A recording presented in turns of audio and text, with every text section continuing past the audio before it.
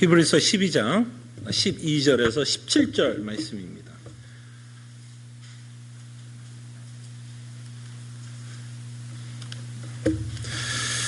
히브리서 12장 12절에서 17절 하나님의 말씀이 이러합니다.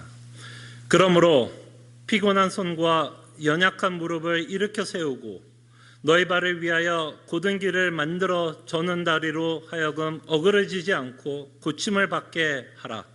모든 사람과 더불어 화평함과 거룩함을 따르라. 이것이 없이는 아무도 주를 보지 못하리라. 너희는 하나님의 은혜에 이르지 못하는 자가 없도록 하고 또 쓴뿌리가 나서 괴롭게 하여 많은 사람이 이로 말미암아 더럽게 되지 않게 하며 음해하는 자와 혹 한 그릇 음식을 위하여 장자의 명분을 판 에서와 같이 망령된 자가 없도록 살피라. 너희가 아는 바와 같이 그가 그 후에 축복을 이어받으려고 눈물을 흘리며 구하되 버린 바 되어 회개할 기회를 얻지 못하였느니라. 아멘. 저희들이 오랜 시간 히브리서를 살펴보고 있는데요. 어떤 주소책을 읽어보니까 히브리서를 이렇게 표현했습니다. 요한계시록만큼 어려운 책이다라고 말씀을 합니다. 여러분들은 어떠세요? 히브리서를 우리가 오랜 시간 살펴보고 있는데 아마 여러분들도 이 히브리서를 살펴보면서 그렇게 좀 쉽지만은 않은 책이다라고 생각을 할 것입니다. 히브리서를 이해하기 위해서는 참 많은 가르침을 저희들은 이해하고 믿어야 합니다.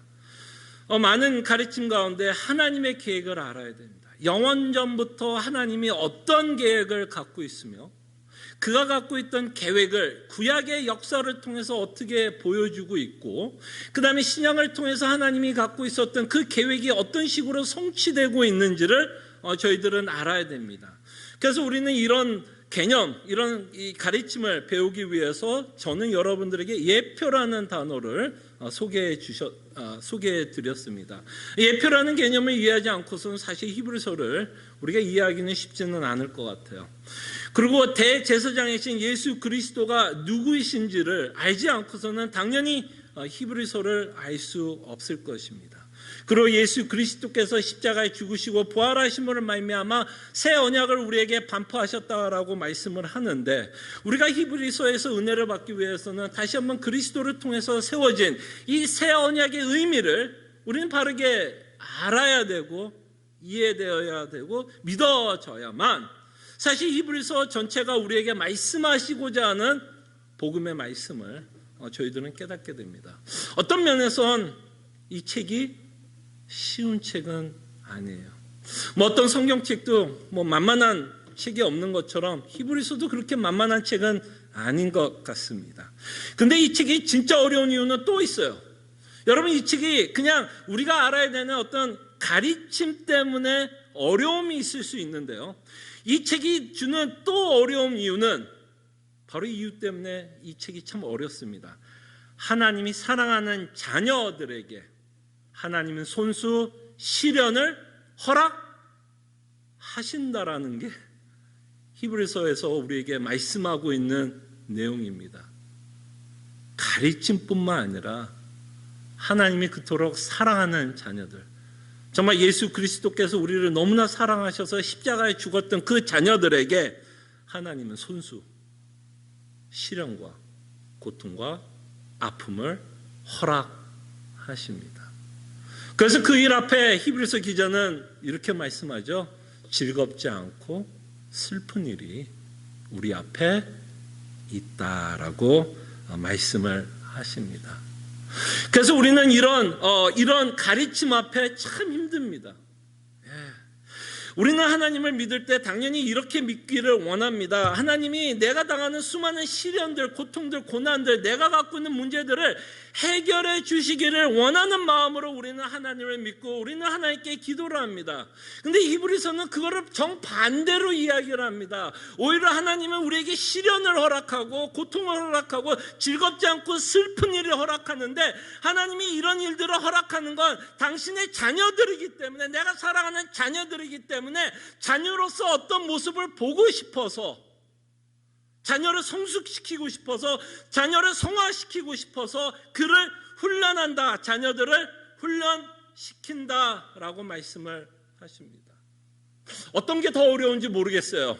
예표의 개념을 이해하는 게 더 어려운 건지, 이 하나님이라고 내가 믿고 있는 신이 나에게 이런 손수 어려운 문제를 허락한다라고 하는 이 가르침이 더 어려운지는 저는 잘 모르겠으나, 우리가 믿고 있는 이 하나님이 나에게 손수 어려움을 준다라는 이 사실은 우리가 그렇게 쉽게 받아들일 수 있는 내용은 아닙니다. 왜? 여러분들이 실질적으로 겪고 있는 일들이 있잖아요. 지금도 여러분들을 즐겁게 하지 않고 슬프게 하고 여러분들을 염려하고 불안하게 하는 실질적인 문제가 있고, 히브리서는 그 문제 앞에서 이것은 하나님이 허락하고 있는 문제다, 하나님의 섭리 안에서 허락하고 있는 것이다 라고 히브리서는 말씀하고 있고, 오히려 하나님은 그 문제를 해결할 것을 말씀하지 않습니다. 오히려 하나님은 그 문제들 가운데 인내로서 견디고, 그렇죠? 인내로서 견디고 믿음의 삶을 끊임없이 할 것을 말씀합니다.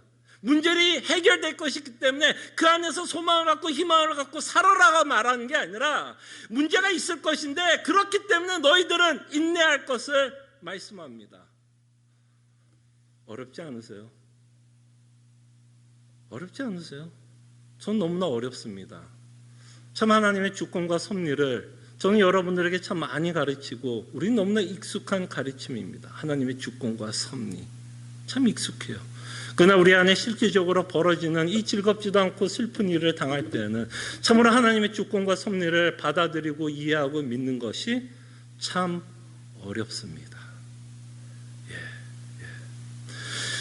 근데 여러분, 이것은 이들의 문제만은 아닌 것 같아요. 이 당시 1세기에 살아가고 있던 성도들의 문제만은 아닙니다. 지금 21세기에 살아가는 모든 성도들, 앞으로 살아갈 모든 성도들에도 변치 않게 일어나는 일일 것입니다. 왜?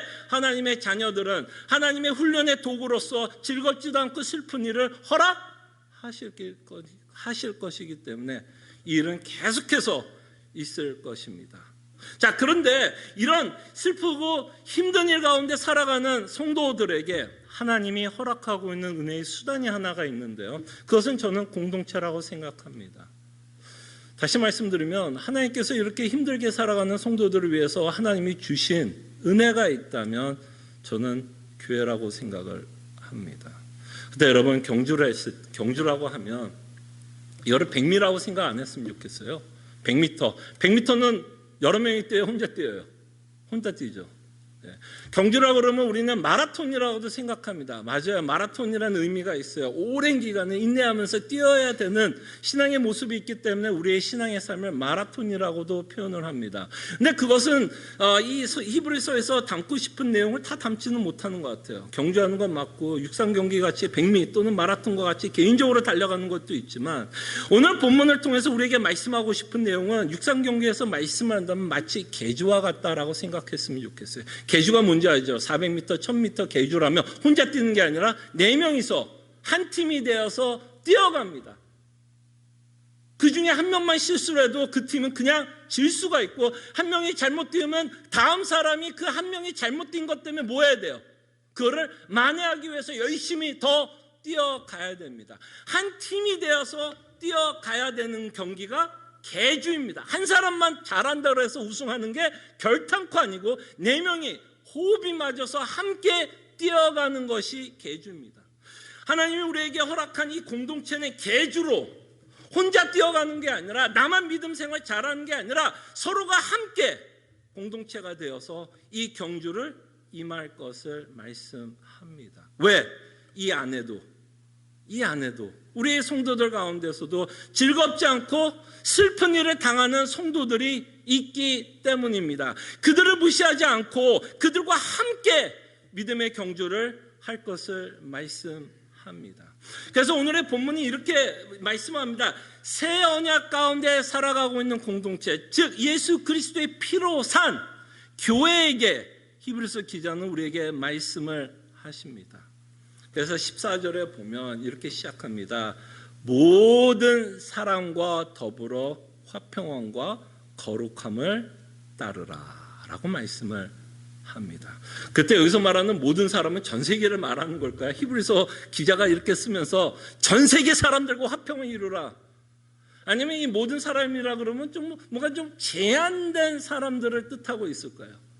당연히 제한되어 있죠. 히브리서 자체가 믿는 자들에게 쓰고 있는 건데 이 모든 사람이라 그러면 믿지 않는 자들을 포함하고 있지는 않습니다. 모든 사람이라고 얘기했을 때 저는 이 새 언약의 은혜를 받고 있는 공동체에게 말씀하고 있는 내용이라고 생각하고 있고, 좋게 생각하면 이 모든 사람은 뭐야? 이 히브리서를 받고 있는, 서신서를 받고 있는 모든 사람들, 그죠? 모든 사람들. 조금 더 넓게 말한다면 이 모든 사람은 예수 그리스도의 피로 산 유형의 교회를 뜻하고 있다라고 생각을 합니다. 그래서 히브리서 기자는 하나님의 말씀을 대언하면서 이렇게 말합니다. 모든 사람과. 그래서 뭐라 그래요? 교회 안에서 교회에 더불어 화평함을 따르라고 말씀합니다. 다시 말씀드려서 교회에서 화평을 이루라고 말씀하십니다. 여러분들이 그냥 제가 이렇게 교회에서 화평을 이루라라고 말씀을 하면 여러분들은 그냥 생각나는 말씀이 뭘까요? 어떤 내용을 지금 히브리서 기자가 말씀하는 것 같습니까? 문명 없이 이 말을 들으면, 교회에서 화평을 이루라고 말을 하면 문명 없이 이 얘기를 들으면 우리는 금방 생각나는 게 뭘까요? 히브리서 이 편지를 받고 있는 공동체 또는 이 교회 안에 어떠한 분쟁이 있었구나, 무슨 싸움이 있었나, 리더들끼리 또 치고받고 싸웠나, 뭐 가지고 싸웠나 라는 생각을 할 수 있습니다. 그런 분쟁이 있었기 때문에 너희들은 서로 싸우지 말고 서로 화평을 이루고 그저 그 화평 가운데서 신앙생활할 것을 말씀하고 있다라고 생각할 수 있는데요, 여러분, 우리가 보고 있는 내용은 그런 내용이 아닙니다. 여러분들은 우리가 성경을 볼 때 굉장히 중요한 건 문맥 가운데서 성경을 보는 것이 이 내용을 이해하는데 굉장히 중요합니다. 이 문맥은 어떤 내용일까요? 화평을 이루라 그랬을 때 분쟁이 있어서 화평을 이루라는 말씀을 하고 있는 걸까요? 저는 그렇게 생각하지 않습니다. 지금 어떤 상황이에요? 이들은 지금 어마어마하게 즐겁지도 슬픈 일을 당하고 있습니다. 여러분들과 누누이 말씀드린 것처럼 이들은 정말 실질적으로 핍박을 받고 있습니다. 10장을 읽어보면 형제들이 감옥에도 갇혔고 재산도 빼앗겼고, 11장에 보면 돌에 켜서 톱에 켜서도 죽고 돌에 맞아서 죽고 사자우리에서 죽고, 정말 하나님을 믿는 것 때문에, 예수 그리스도를 믿는 것 때문에 이들은 어마어마한 핍박을 받고 살았습니다. 그럴 때 교회 안에서 화평을 이루라는 말은 분쟁 가운데 있었기 때문에 서로 친하게 지내라는 말하는 게 아니라, 이 화평을 유지하라는 말은 뭘까요? 이 성도들 안에 뭐예요? 마음이 엄청나게 요동치는 자들이 어마어마하게 많다라고 히브리서 기자는 말씀하는 것 같아요. 피스풀하지 않다라는 거죠. 요동치고 있는 성도들이 있기에. 그 요동치는 성도들은 뭐예요? 정말 내가 예수님을 믿어야 될까? 너무 힘들다. 정말 신앙생활하는 것이 이렇게 힘들 줄은 몰랐다. 내가 정말 예수님 믿는 것 때문에 내 모든 것을 이렇게 버려가면서 희생하면서 살아야 되는가? 내가 그토록 사랑하는 형제들을 저 멀리 떠나보내야 되는가? 그런 아픔들, 즐겁지도 않고 슬픈 일을 가운데 이들이 뭐하고 있어요? 이 성도들이 지금 요동치고 있어요. 어떤 것이 요동쳐요? 믿음이 지금 요동치고 있습니다. 무슨 얘기인지 아시겠죠? 그때 교회 안에서 화평을 이루라는 말은 뭘까요? 이렇게 요동치고 있는 성도들을 뭐 하라는 걸까요? 도우라. 도우라. 믿음이 요동치고 있는 성도들을 너희들이 너 혼자만 믿음 생활 잘하고 경주하는 게 아니라 옆에 있는 성도를 바라보면서 옆에 있는 성도들이 요동치고 있다면 그들을 도울 것을 말씀합니다. 그 구체적인 내용이 15절에서 나오는 것 같아요. 뭐라 그러냐면 15절에 보면 너희는 하나님의 은혜에 이르지 못하는 자가 없도록 하고, 이런 말을 할까요? 하나님의 은혜에 이르지 못하는 자가 없도록 하래요. 왜 이 말을 해요? 왜? 이들이 어떤 유혹을 받아요? 지금 배도하려고. 너무 하나님 믿는 게 너무 혼란스럽고 너무 힘들어서 그 은혜에서 떨어져 나가려고 하는 성도들이 있기 때문에 그들이 떠나지 못하도록, 은혜에서 떠나지 않도록 너희들이 할 수 있는 일, 너가 도울 수 있는 일을 할 것을 말씀하고 있습니다. 그 일이 우리가 감당해야 될 일이라 저는 생각을 합니다. 은혜에 이르지 못하는 자들을 그저 하나님이 하실 거고 하나님이 다 하실 것이기 때문에 방치하는 게 아니라 은혜에 이르지 못하는 자들이 있다면 우리는 그들을 위해서 애를 써야 할 것이다 라고 말씀을 합니다. 그럴 때 여러분, 이런 자들을 어떻게 도울 수 있을까요, 여러분? 실질적으로 우리가 조금 고민을 해봤으면 좋겠습니다. 이렇게 즐겁지 않고 슬픈 일을 당한 자들에게 과연 교회로서 우리가 해줄 수 있는 일이 무엇일까요? 도울 수 있는 일이 무엇일까요? 근데 곰곰이 생각을 해봤습니다.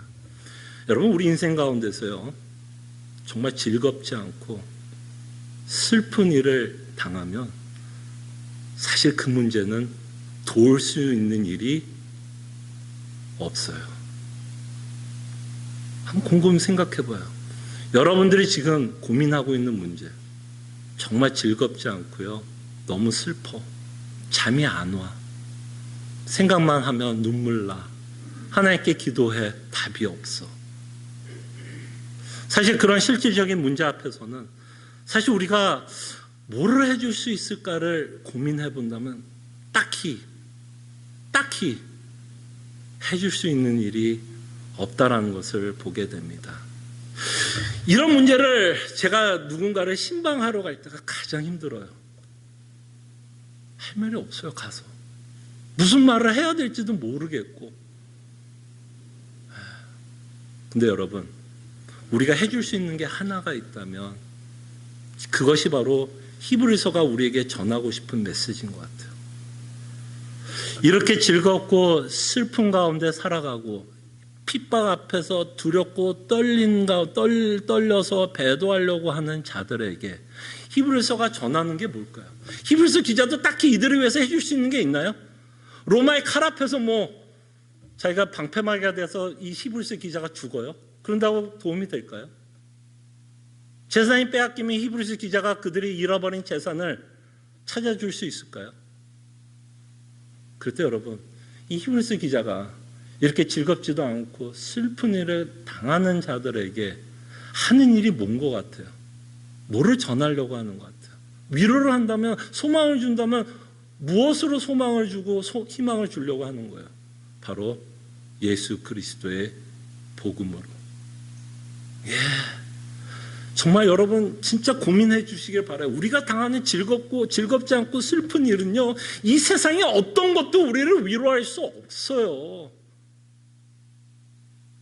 히브리서 기자도 알아요. 지금 칼 앞에 섰는데 어떤 말을 하면 위로가 되겠어요. 그런데 위로가 될 수 있다면 그것이 뭐예요? 바로 그가 전하고 싶었던 메시지가 뭐예요? 이 예수 그리스도로 말미암아 우리는 그래도 여전히 소망이 있다. 이거 왜 사실 여러분과 제가 이 땅에 살아가면서 무엇이 위로가 되겠어요? 여러분, 팬데믹에 살아가고 우리에게 무엇이 여러분들에게 소망이 되겠어요? 1년만 견디십시다. 이 말이 정말 위로돼요?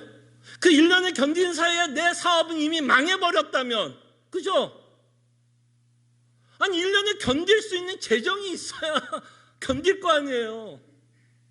무슨 말을 이 팬데믹 가운데 우리가 위로를 줄 수 있고 소망이 됩니까? 시간이 흐르면요? 아니요, 시간이 흐르면 그냥 망할 수 있습니다. 시간이 흐르면 확진자가 될 수 있어요. 시간이 해결해 줄까요?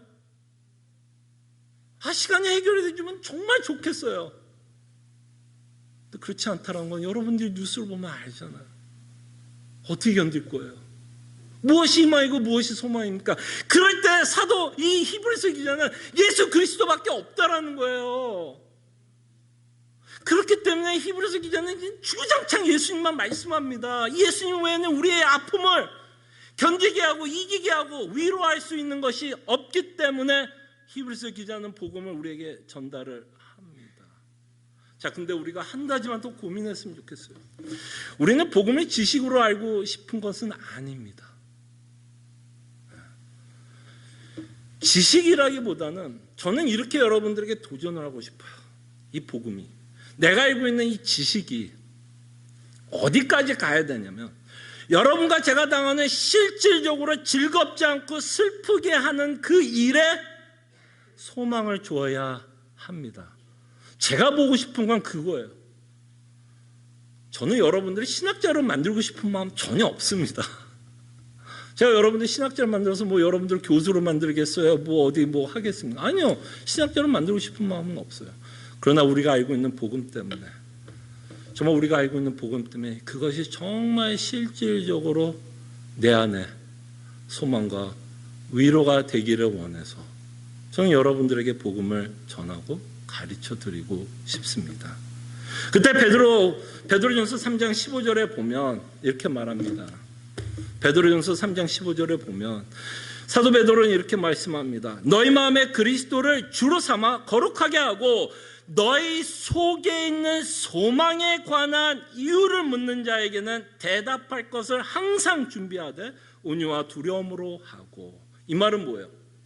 이 말은 뭐예요? 여러분들이 언제나 뭐 가운데 살아야 말을 할 수 있어요? 소망 가운데 살아야. 여러분들이 소망 가운데 살아야 누군가 여러분들에게 와서 너가 믿고 있는 그 소망이 무엇인가를 물어볼 때 여러분들이 대답할 수 있게 됩니다.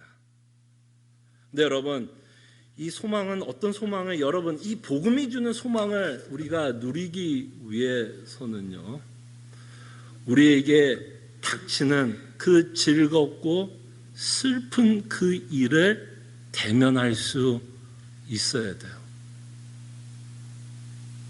여러분들이 믿고 있는 복음이 실질적으로 이 안에서 영향을 주려면, 아니면 실질적으로 영향을 받기 위해서는 여러분들이 그토록 괴로워하고 남들에게 이야기하고 싶지 않는 내용, 숨기고 싶은 이야기, 여러분들을 근심하게 하는, 밤새도록 잠을 못 자게 하는 그 생각만 하고 가슴이 답답하고 갑갑하고 하나님 앞에 기도해도 부르짖어도 답이 없는 그 문제들이 이 복음으로 재해석되어야 합니다. 그것이 재해석이 되지 않고서는 사실은 여러분과 저에게도 소망은 없어요.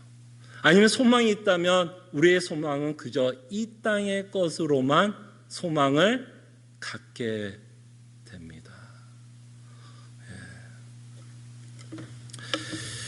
그래서 이 소망을 나누기 위해서는요, 좀 괴로운 작업을 하셔야 돼요. 어떤 괴로운 작업을 해야 되냐면, 하나님이 나에게 허락한, 섭리 가운데서 허락한 그 즐겁지도 슬픈 그 문제를 좀 딜하셔야 돼요. 정말 딜하셔야 돼요. 그 딜을 하면서 이래서 복음이 나에게 소망이 된다라는 나의 간증이 나와야 돼요. 나의 간증. 사도 바울의 간증이 아니라, 히브리서의 간증이 아니라, 다윗의 간증이 아니라, 모세의 간증이 아니라 그 복음으로 인한 나의 간증. 예수 그리스도께서 십자가에 죽었다. 이건 팩트고요. 그래서 so what? 그게 어땠다라는 그 간증이 나와야 돼. 그래서 라는 고백이 나올 때, 이 사도 베드로가 말하는 누군가 여러분들에게 소망에 관해서 물을 때에 여러분들이 뭐 할 수 있을까요? 그리 아니하실지라도 여전히 나에게는 소망이 있고, 그리 아니하실지라도 여전히 하나님께 뭐가 있어요? 감사함이 있고, 그리 아니하실지라도 여전히 하나님으로부터 나는 위로를 받고, 그리 아니하실지라도 여전히 우리는 하나님을 찬양하고 예배하게 됩니다. 제가 가끔 제 얘기를 여러분들에게 할 때가 있습니다. 제 얘기를 여러분들에게 나누는 이유는 제가 뭐 어떤 문제들 때문에 참 힘들었다는 거를 여러분들에게 말씀을 드리고, 뭐 여러분들에게 동정심을 유발하고 뭐 감정을 자극하기 위해서 말씀드리는 것도 아니고요. 제가 뭐 특별하고 유별나서 또는 제 믿음이 너무나 대단하기 때문에 내 문제들을 너무나 잘 극복했다라고 여러분들에게 말씀하고 싶어서도 제 문제를 이야기하는 건 아닙니다. 그나마 제가 여러분들에게 제 문제를 이야기하는 건 제 나름대로 제 인생을 살아가면서 그것이 너무나 저를 슬프게 하고 즐겁게 하지 않고 지금도 여전히 저를 힘들게 하는 문제이지만 그럼에도 불구하고 이 복음은 참 저에게 너무나 큰 위로와 소망을 주고 있기 때문에 나누고 싶은 거예요. 그때 여러분, 저는 우리 교회가 우리의 약함을 자랑할 수 있는 교회가 되었으면 좋겠어요. 우리의 부족한 것을 자랑할 수 있는 교회가 되었으면 좋겠어요. 그래서 내 아픔을 좀 편하게 이야기했으면 좋겠어요. 근데 그 편하게 이야기하려면요, 복음으로 그 문제가 재해석돼야 돼요. 재수가 없어서 내가 이런 문제가 생겼구나, 내가 재수가 없어서 저 사람 만나서 내가 힘들게 살았구나, 이런 게 아니라 정말 요셉과 같이 형들이 자기를 팔았다고 생각한 게 아니잖아요. 그 섭리 가운데서 하나님이 무엇을 이루려고 하셨는지 요셉은 이해했기 때문에 그 형들을 용서했던 것처럼 우리의 문제를 우리는 복음으로 재해석해야 돼요. 그 재해석이 된 자들이 교회 안에서 무엇을 하기를 원하냐면 우리가 갖고 있는 소망을 나눴으면 좋겠어요. 근데 여러분, 우리가 갖고 있는 소망을 나누기 위해서는 여러분들이 즐겁지 않고 힘든 일을 나눠주셔야 돼요. 그렇지 않고서는 상대가 여러분들을 공감할 수 없게 됩니다. 여러분들의 상대를 공감시키려면 나도 그렇게 쉽지는 않더라, 그 말을 하려면 내 안의 아픔을 조금 꺼내야 돼요. 사도 바울도 꺼냈죠. 육체의 가시라는 단어를 쓰면서 자신의 연약함을 서신서에 남겨놨고 지금 2000년 넘도록 사도가 어떠한 병을 갖고 살아왔다는 걸 계속 기록하고 있습니다. 그런 담대함이 우리에게 필요한데요, 우리의 약함과 우리의 어떤 부족한 것, 연약한 것을 나누기 위해서 담대함이 필요한데, 그 담대함은 다시 한번 그리스도의 복음 때문에 그 문제가 재해석되고 있기 때문에, 그 문제 때문에 내가 그리스도를 더 잘 만났고, 그 문제 때문에 내가 예수 그리스도에 갖고 있는 실질적인 소망과 위로를 받고 있다라는 확신이 있기 때문에 그 문제를 조금이나마 뭐 할 수 있을까요? 오픈하게 됩니다. 네, 여러분, 우리가 공동체로서 함께 신앙생활 할 때 누구에게 소망을 주는 것 굉장히 중요하지만 먼저는 나부터, 정말 즐겁지 않고 슬픈 일 가운데 정말 복음 때문에 내가 위로를 받고 있는지, 아니면 아까 말한 것처럼 시간이 흐르면 해결되겠지, 그냥 막연한 기대, 막연한 희망 가운데서 그 문제를 해결하려고 하는지 우리의 신앙을 좀 돌아봤으면 좋겠고, 우리가 받은 그리스도의 복음으로 정말 즐겁지 않고 슬픈 일을 당하신 분들에게 정말 복음이 주는 위로와 기쁨을 나누는 교회가 되었으면 합니다. 그러면서 또 이 공동체에게 또 이 히브리서 기자가 요구하는 게 또 하나 있는데요, 이렇게 말씀합니다. 15절에 보면 14절에 보면 모든 사람과 더불어 화평함과 거룩함을 따르라고 얘기하면서 이 공동체에게 요구하는 게 뭐냐면 거룩함을 따르라고 말씀을 합니다. 그때 이 거룩함이라고 말씀하고 있는 내용이 저는 15절 중간 부분에서부터 17절 끝까지 말씀하고 있는 내용이 아닐까 생각합니다. 거룩한 삶을 살아야 되는데, 그러면서 이 거룩한 삶이 어떤 모습으로 나타나는가에 대해서 15절 중간 부분에 보면 또라는 단어가 나옵니다. 또 쓴뿌리가 나서 괴롭게 많은 사람이 이로 말미암아 더럽게 되지 않게 하며, 그래서 이 거룩한 삶이 뭐냐면 더럽게 하지 않는 것, 그죠? 더럽게 되지 않는 것이 당연히 뭘까요? 거룩한 삶을 살아가는 것이다 라고 생각을 할 수 있을 것입니다. 그러면서 이 더럽지 않게 하라고 하는 이 말에 대해서 뭐라고 말씀했냐면 쓴뿌리가 나지 않도록 하라는 거죠. 쓴뿌리가 나서 괴롭게 한다라고 얘기합니다. 이 쓴뿌리가 뭔지는 모르겠으나 이 쓴뿌리가 나면 우리를 괴롭게 하는 거고, 이 쓴뿌리가 더러운 것이라고 히브리서는 말씀하고 있고, 이 거룩한 삶을 살아간다라는 말에는 뭐예요? 이 쓴뿌리를 제거하면서 살아간다라고 우리는 생각해 볼 수 있을 것입니다. 자, 그러면 이 히브리서 문맥 가운데 거룩한 삶은 뭐고, 쓴뿌리를 맺는 내용은 무엇이고, 더럽지 않는 삶의 내용이 무엇인가를 우리가 생각해 보면, 저는 16절에서 이 내용을 조금 더 구체적으로 우리에게 말씀하고 있다라고 생각을 합니다. 거룩한 삶이 무엇이냐라고 얘기했을 때, 더럽히지 않는 삶이 무엇이냐, 쓴뿌리를 제거하면서 살아가는 삶의 모습이 무엇인가를 16절에서 히브리서 기자는 부연 설명을 합니다. 뭐라고 말씀하냐면, 음행하는 자와 혹 한 그릇 음식을 위해 장자의 명분을 판 에서와 같이 망령된 자가 없도록 살피라. 너희가 아는 바와 같이 그가 그 후에 축복을 이어받으려고 눈물을 흘리며 구하되 버림받아 되어 회개할 기회를 얻지 못하였느니라. 자, 더럽히지 않는 삶 가운데 우리는 당연히 음행하는 삶, 그죠? 음행의 죄를 범하지 않아야 될 것입니다. 그죠? 성적인 죄를 범하지 말아야 할 것입니다. 그것이 여기서 말하는 쓴뿌리고 그것이 말하는 거룩한 삶, 그렇게 살지 않는 것이 거룩한 삶이라고 생각을 해볼 수 있는데요. 그럴 때 그러면서 이 음행이라는 죄에 대해서 이야기하면서 누구의 예를 드냐면 에서의 예를 듭니다. 여러분, 에서하면 음행죄를 지었어요? 여러분, 성경에 적어도 에서 이야기하면서 음행의 죄를 지었습니까? 성적인 죄를 지었어요? 기록상에는 에서가 성적인 죄를 지었다는 얘기는 없습니다. 그러니까 여기서 말하는 음행과 에서를 같이 이야기를 하는 거 보면 지금 음행이라는 게 우리가 생각하는 성적인 죄를 히브리서 기자가 말하고 있지 않다라는 것을 보게 되고, 이 음행이라는 내용이 무엇인가를 이 에서를 통해서 말씀하고 있다라는 것을 우리가 보게 됩니다. 그때 에서가 지었던 죄가 있다면 뭐였을까요? 여러분, 에서하면 가장 유명한 실화가 뭐예요? 이야기가 뭐예요? 에서하면 가장 유명한 이야기, 배고파서 그 순간의 고통과 고난, 그죠? 순간의 만족, 쾌락을 위해서 자기에게 가장 귀중한 뭐를 요셉에게 팔아버렸어요? 장자권을 팔아버렸다라는 거죠. 그러면 히브리서가 말씀하시고자 하는 문맥과 너무 이해가 되지 않아요? 에서의 죄를 생각해 보면 지금 히브리서 독자들이 어떤 상황에 있어요?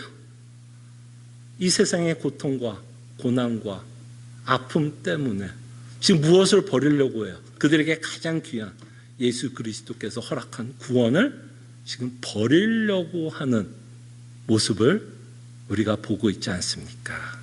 예. 자, 그럴 때 이 에서의 특징을 이렇게 한번 정리하면 어떨까요? 에서의 특징을 저는 이렇게 히브리서가 말씀하시려고 하는 문맥 가운데서 이해를 하고 생각을 해보면 에서의 특징이 이런 것 같아요.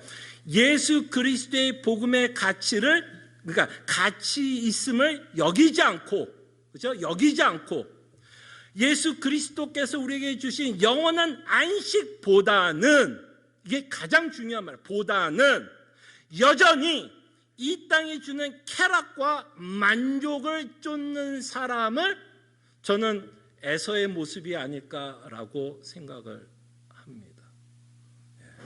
저는 이것이 지금 히브리서 기자가 말하고 있는 음행의 죄라 설명을 하고 있다라고 생각을 합니다. 이런 자를 우리는 세속적인 사람이라고 말씀을 드리고 싶어요. 이 세속적인 사람의 특징은 뭘까요? 영적인 것보다 세상을 더 귀하게 여기는 것. 자, 그럴 때 여러분, 영적인 것을 귀하게 여기지 않는다라는 말이 아니에요.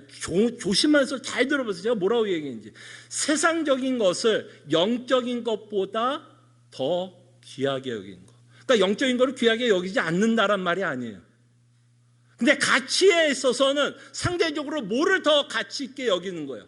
세상의 쾌락과 세상의 만족과 세상 가치관. 그럴 때 사도 바울은 이 말이 이렇게 말씀했죠. 세대를 본받지 말라라는 로마서 12장의 말씀을 기억해 봤으면 좋겠어요.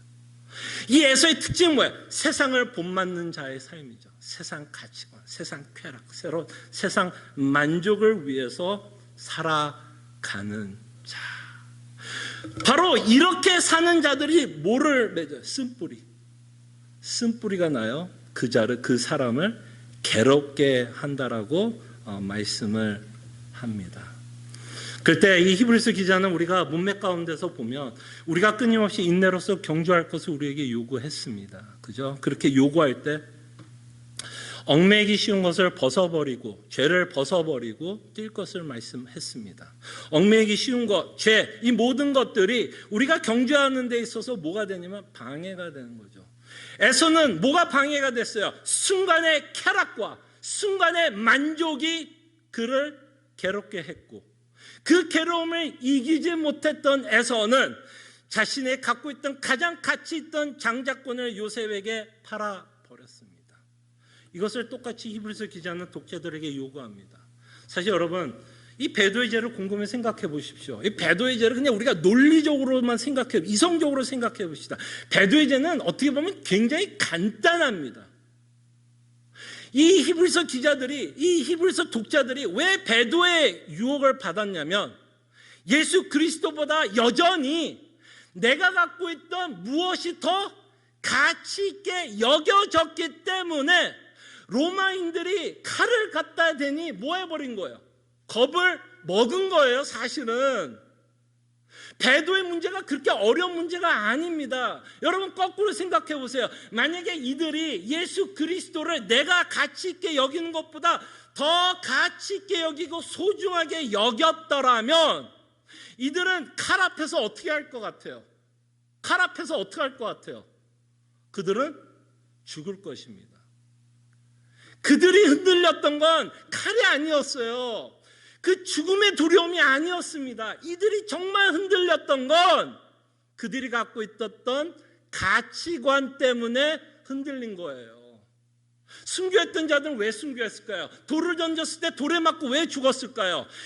토백혀서 왜 죽었을까요? 사자우리에 왜 들어갔을까요? 그들은 무엇을 더 가치 있게 여긴 거예요? 무엇을 더 가치 있게 여긴 거예요?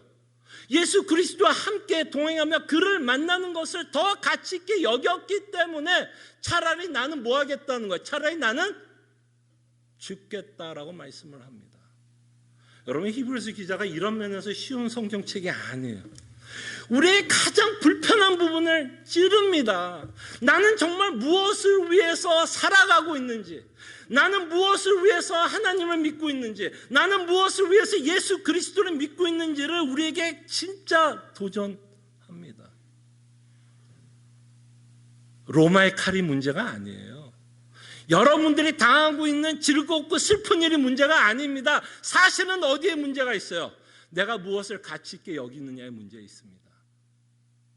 우리가 그리스도의 복음이 더 가치 있게 여겨지면 즐겁고 슬픈 일도 뭐 할까요? 사실은 견디게 됩니다. 견디게 돼 있어요. 이 복음의 능력이 얼마나 대단한데요.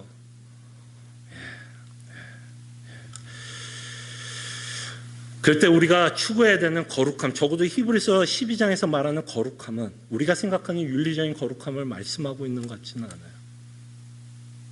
윤리적으로 거룩함을 말씀하는 게 아니라 만약에 이 거룩함은 set apart, 구분되었다, 구별되었다라고 우리가 이해한다면 여기서 말하는 거룩한 것은 뭘까요?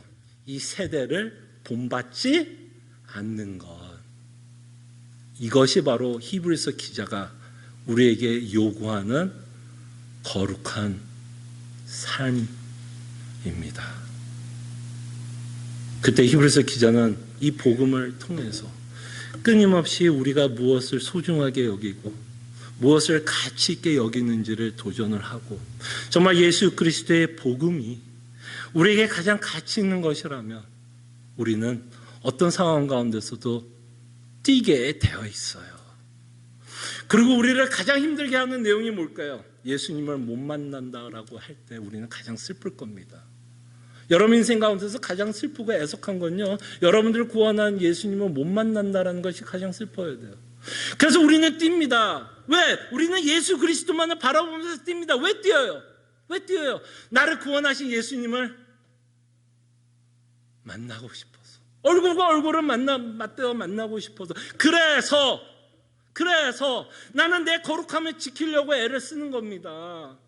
왜? 그런 것들을 하지 않으면 그것이 방해가 되니까. 내 가치관에 의해서 예수님이 어느 날은 잘 보일 수도 있고 내 가치관에 의해서 어느 날은 예수님이 안 보일 수도 있기 때문이에요. 그렇기 때문에 우리는 예수 그리스도를 만나고 싶어서 주를 못 보는 것이 내 인생에서 가장 슬픈 일이라는 것을 내가 알기 때문에 우리는 거룩한 삶을 살아가려고 애를 쓰면서 뛰어갑니다. 그럴 때 하나님은 우리에게 분명히 즐겁지 않고 슬픈 일을 허락합니다. 허락하고 있어요. 여러분들 싫든 좋든 허락하십니다. 근데 하나님의 이 즐겁지 않고 슬픈 일을 통해서 우리에게 벗어버려야 할 것을 가르쳐 줍니다. 내 우상들이 드러나게 됩니다. 내가 그토록 슬퍼했던 일들이 어쩌면 내 우상일 확률이 굉장히 많아요.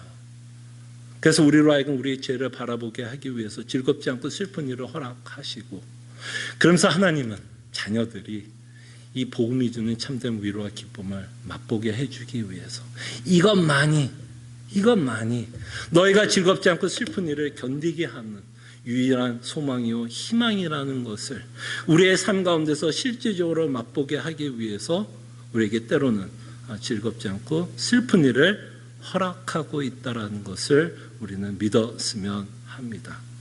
그래서 우리의 삶 가운데서 끊임없이 복음을 선택하는 자가 되었으면 좋겠어요. 우리가 그리스도에게 은혜를 받았기 때문에 끊임없이 그리스도를 선택하고, 어떤 가치관 안에서 내가 무엇을 선택해야 된다면 끊임없이 그리스도를 선택하며 복음이 주는 참된 위로와 소망을 받고 살아가는 주의 백성이 되기를 소원합니다. 기도하죠.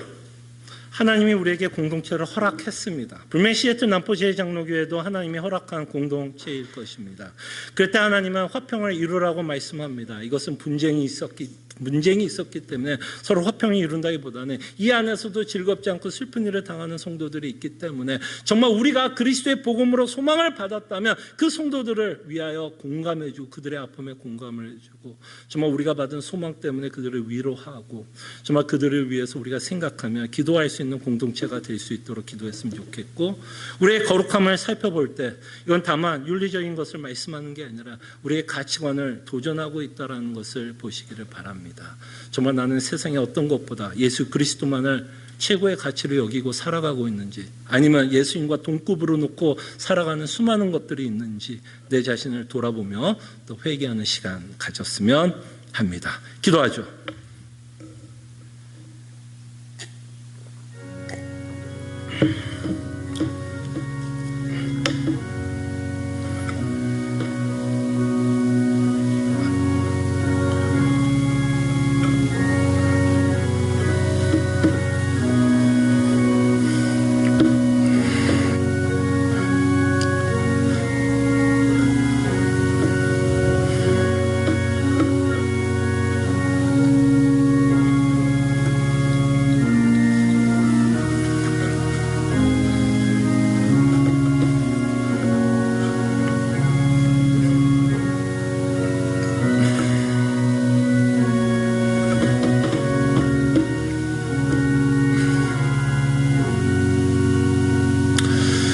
참으로 고마우신 하나님, 우리가 또 인내하며 경주하게끔 또 이런 공동체를 허락해 주신 것 참 감사합니다.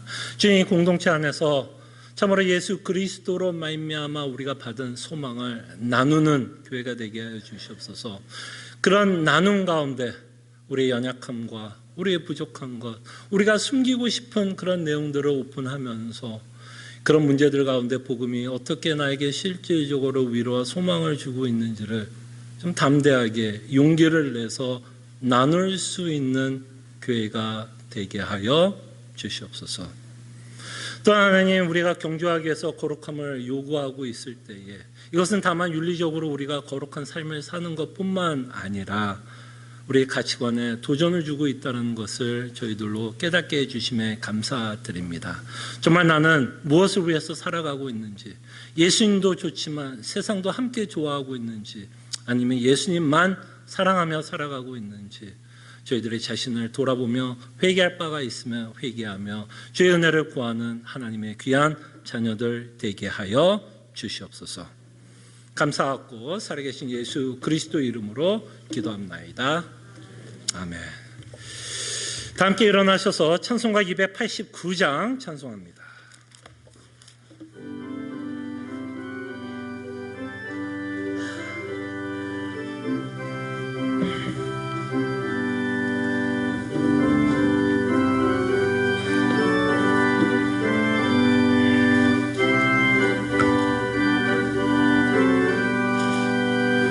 주 예수 내 맘에 들어와 계신 후 변하여 새 사람 되고 내가 늘 바라던 참빛을 찾음도 주 예수 내 맘에 오심 주 예수 내 맘에 오심 오심 주 예수 내 맘에 오심 물밀듯 내 맘에 기쁨이 넘치면 주 예수 내 맘에 오심 주 예수 내 맘에 들어와 계신 후 망령된 행실을 끊고 머리털보다도 더 많던 내 죄가 눈보다 더 희어졌네 주 예수 내 맘에 오심 주 예수 내 맘에 오심 물밀듯 내 맘에 기쁨이 넘치면 주 예수 내 맘에 오심 내 맘에 소망을 든든히 가지면 주 예수 내 맘에 오심 의심의 구름이 사라져 버림도 주 예수 내 맘에 오심 주 예수 내 맘에 오심 주 예수 내 맘에 오심 물밀듯 내 맘에 기쁨이 넘치면 주 예수 내 맘에 오심 사망의 음침한 골짜기 가다가 밝은 빛 돌연히 비춰 저 멀리 하늘문 환하게 보임도 주 예수 내 맘에 오심 주 예수 내 맘에 오심 주 예수 내 맘에 오심 물밀듯 내 맘에 기쁨이 넘치면 주 예수 내 맘에 오심 내가 저 천성에 올라가 살기는 주 예수 내 맘에 오심 천성에 올라가 주님을 뵈리니 그 기쁨 이길 데 없네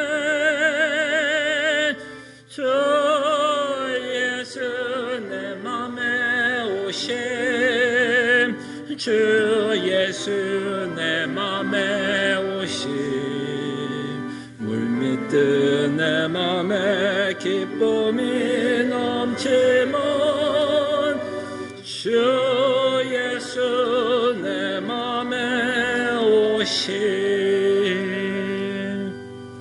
아멘. 하나님의 백성들이여 하나님이 주시는 축복의 말씀 위로의 말씀 받으시기를 바랍니다. 너희를 보호하사 거침없게 하시고 너희로 그 영광 앞에 흠이 없이 기쁨으로 서게 하시리. 곧 우리 구주 홀로 하나이신 하나님께 우리 주 예수 그리스도로 말미암아 영광과 위엄과 권력과 권세가 영원전부터 이제와 영원토록 함께 있을지어다. 아멘. 주여.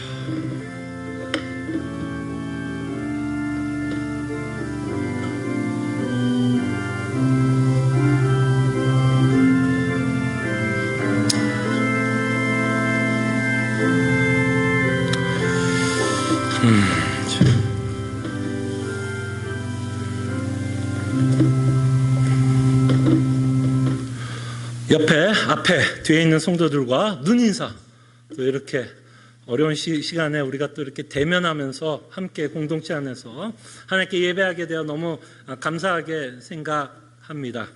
끊임없이 이 공동체를 위해서 기도해 주셨으면 좋겠고요.